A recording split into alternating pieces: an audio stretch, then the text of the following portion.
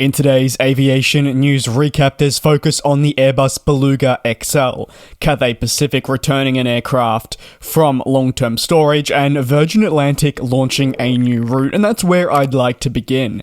The company has announced that as part of continued expansion efforts, it will return to Canada with the launch of service to Toronto in 2025. The UK-based company is celebrating its Ruby anniversary, following its first flight between London Gatwick and Newark in June of 1984.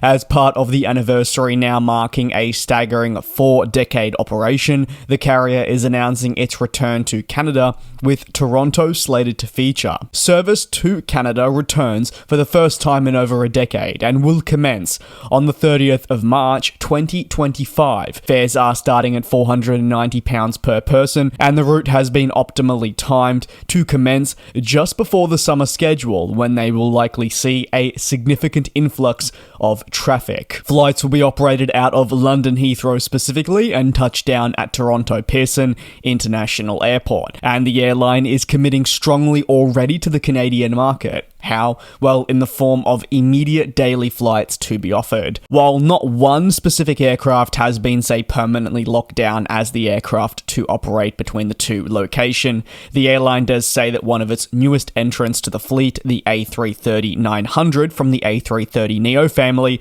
will be featured between the cities. However, like I did touch on, the airline generally says that there'll be a mix of aircraft initially featured. Toronto is a huge hub and a focal point of tourism in the country, and it is an important gateway for Canadians and those travelling from the UK and other European locations. Virgin Atlantic highlights its customers from India will now have greater access to Canada via London. Virgin Atlantic has been putting a strong focus on expanding into India, with new cities launching, and again, now they'll have better access to Canada. Meanwhile, connectivity is also set to increase tenfold thanks to Virgin Atlantic announcing its codeshare partnership with WestJet starting in October 2024. This codeshare expansion will mean Canadian customers can utilize the regional network better, including Ottawa and Winnipeg. So, while Virgin Atlantic will only be flying into Toronto, that doesn't mean your journey has to end there on the single ticket. Codeshare partnerships are a fantastic way to increase connectivity for airlines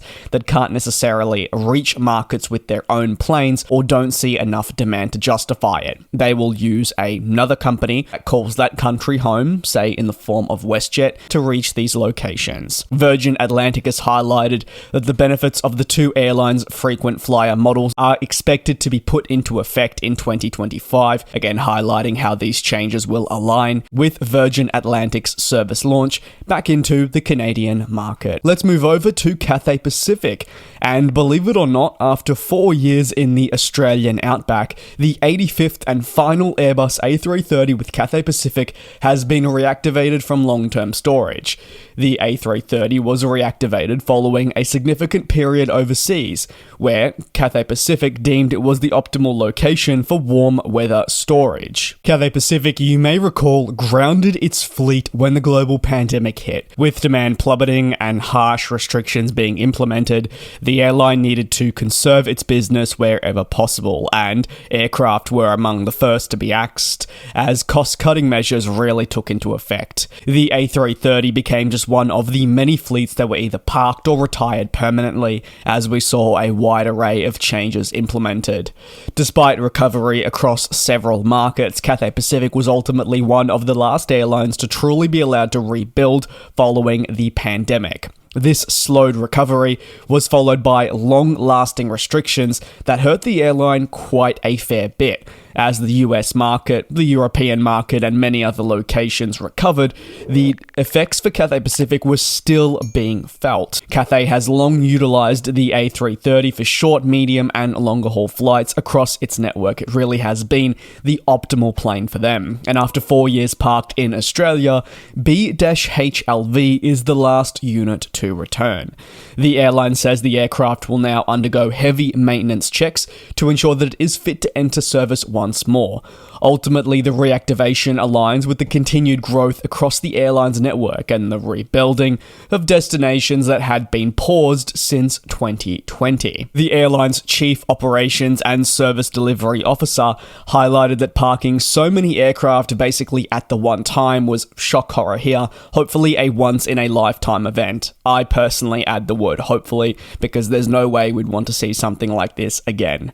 Furthermore, it has been logistically one of the hardest things for the airline to manage in its history.